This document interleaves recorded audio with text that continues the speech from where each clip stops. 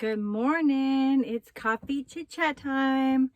We're still out in the desert and just enjoying our time relaxing. I did go to town like a couple days ago. I was heading to town and I am shocked at the people that have come to Quartzsite. Of course I knew about it, but when you see it, it's a different story. So I have pretty much like social anxiety. So when I saw that, I was just like, yeah, no, it's not going to happen.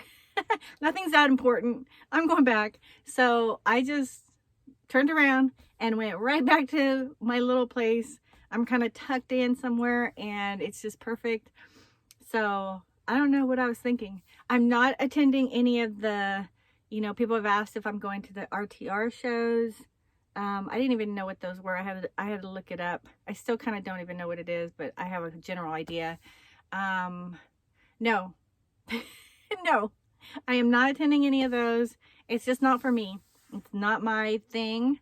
Yeah, if you guys know, even being in front of the camera is very difficult for me.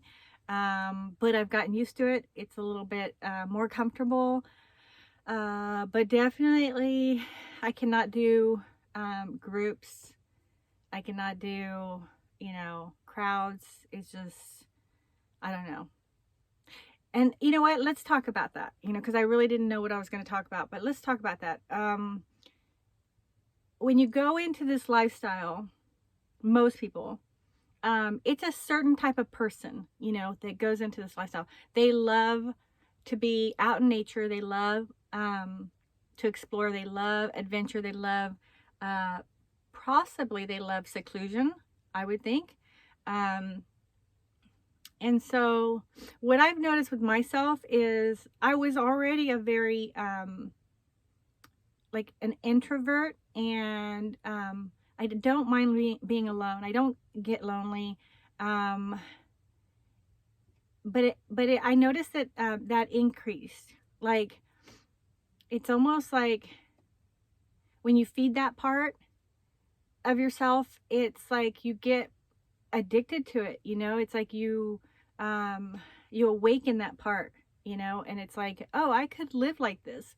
But it's not healthy. It's not healthy not to be around people and not to socialize and not to, we're made for that. We're made for relationships. But anyway, so, and I do have relationships. Like I do, keep in touch with family and friends and stuff. And I try to visit family and friends when I'm in town and stuff.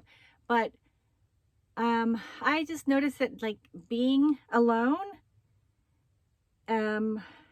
you tend to go inward even more so, to where even being around like crowds and stuff, it's more difficult. And believe it or not, I was in a profession that required you to be very social, very outgoing, very around a lot of people, very high stress. And that's another thing. It's like this lifestyle, it's a different kind of stress that you have, it's not the normal city, rat race stress. It's a different stress.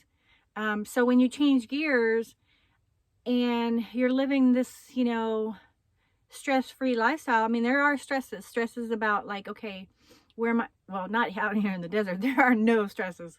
But normally the way I lived, it was like the main stress was, where am I going to sleep tonight? And am I going to get the knock on the door? And I wonder if my sleep has been affected. I've gotten used to it and I'm a pretty good sleeper. But it has to get affected when you're constantly like, worrying in the back of your mind. Is someone going to come to my rig in the middle of the night? The second year, I relaxed about that. It's like after you go through it for a year, you realize that it's more in your mind, and it's like you start thinking, well, what if somebody comes and knocks on the door? Like, what's the worst thing that can happen? It's like, you're not going to get murdered, that's a rare situation that, some like that happens, it's like, it's usually, you already have the signs that someone's stalking you or whatever. You know, it's not just gonna be random. So I've learned to just relax about that, you know. And so, yeah, so again, this lifestyle, because you're so secluded, introverted, and the stress kind of shifts, it's hard to adjust to regular life. You know, it's hard to go back to, I've thought about, okay, when I go back to my, you know, my job, you know, I really have to adjust to that, you know, and even like when I do go back home and there's little things that I need to help other people with, or, you know, other stresses, like world stresses, I notice that I don't handle them as well as I used to in the past, you know? And so, yeah, it's definitely a shift. It's definitely a change. And you know, it's this lifestyle, it's not that it's, you know, it's wonderful in itself.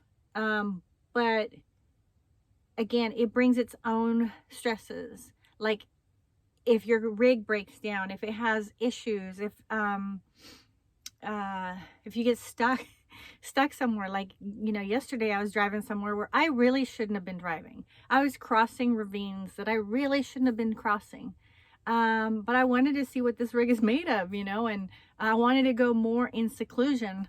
And this is not 4x4, but I was treating it like a 4x4, and AAA might have to get me out of here.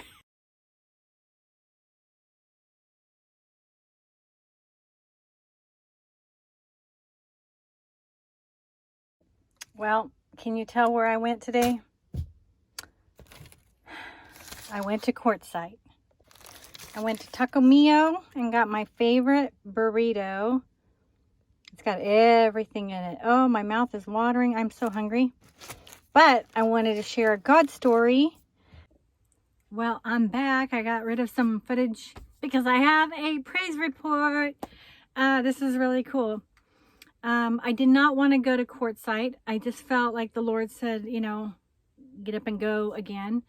And it's so hard because I have such a perfect place and I don't want to leave. But I have that urgency like to leave. So I started to head towards Parker. I thought, I don't want to go to Quartzsite. I don't like the crowds. I don't want to go there. And so I started to head towards Parker, and the Lord redirected me and said, go to Quartzsite. So I was just like, okay. So I started heading to Quartzsite. I didn't know why I was going there. I didn't want to go anywhere to deal with crowds, you know, like laundry, even though I need to do laundry, gas, you know, propane, trash, all that stuff. So I was just like, what do I do, you know? And I did kind of have some peace about it this time versus the other day. So I was just kind of driving and I thought, you know what? Let's go to the Mexican restaurant. I love that place. And if it's not crowded, I'll stop and get a burrito and then go right back to my spot out in the desert where I am hidden. So anyways, I go order my burrito and then decide to take Roxy out for a walk. And guess what? I met one of my subscribers. She recognized me. And so, yeah, it was totally a God thing because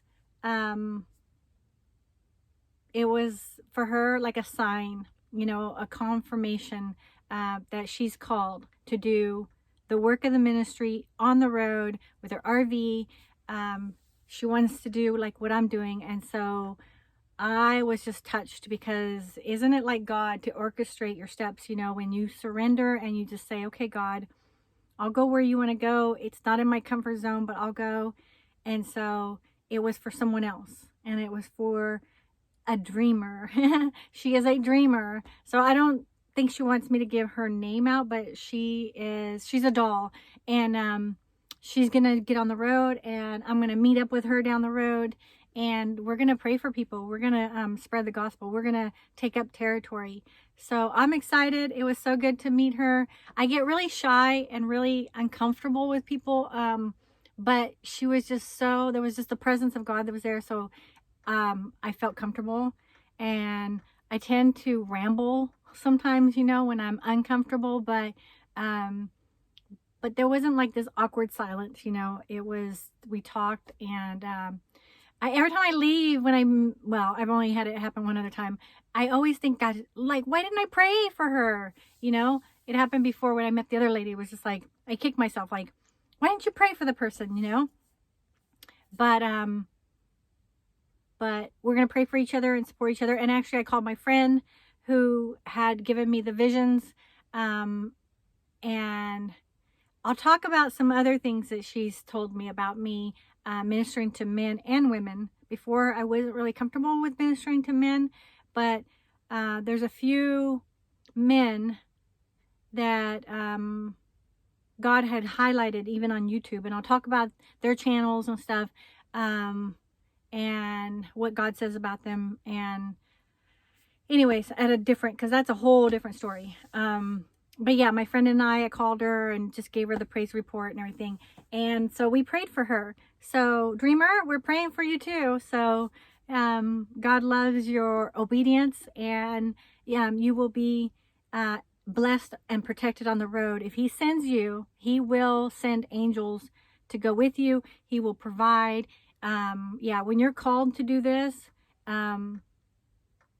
you have no worries, you know. So as long as you're prayed up and you've got, you know, people supporting you and encouraging you and covering you, then you'll be fine. So I'm really excited for her, and I'm excited to see what God is doing and what else he'll do. But that just made my day. So thank you, Dreamer. We'll stay in touch. Okay. Be blessed, guys. Bye.